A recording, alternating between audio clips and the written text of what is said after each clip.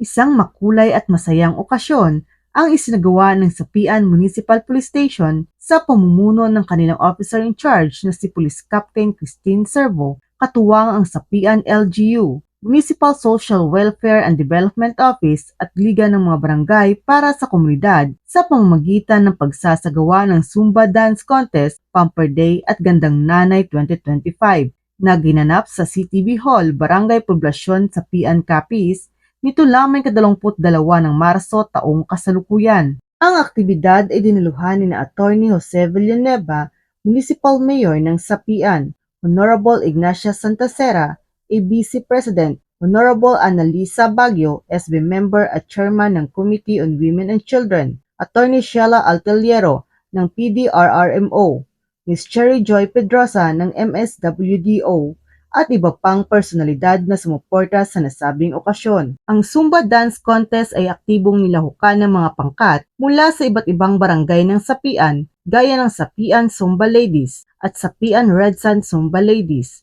na kung saan ipinamalas ng mga kalahok ang kanilang talento sa pagsayaw. Hindi lang kasiyahan ang hatid ng aktibidad, nagkaroon din ng mga libreng serbisyong pangkomunidad tulad ng libreng gupit, pedicure at manicure na lubos na pinasalamatan ng mga kababaihan.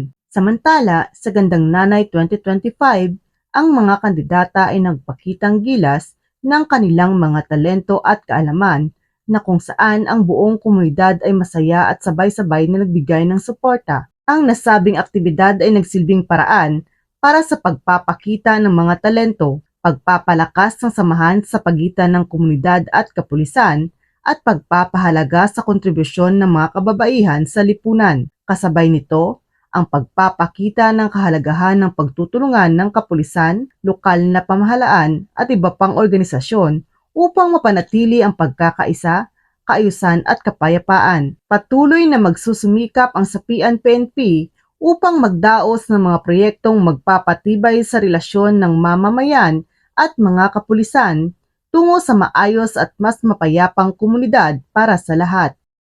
Mula dito sa Western Visayas, ako ang inyong Police News Network Correspondent, Patrolwoman Charmaine Balunsat, alagad ng batas, tagataguyod ng Balitang Pulis.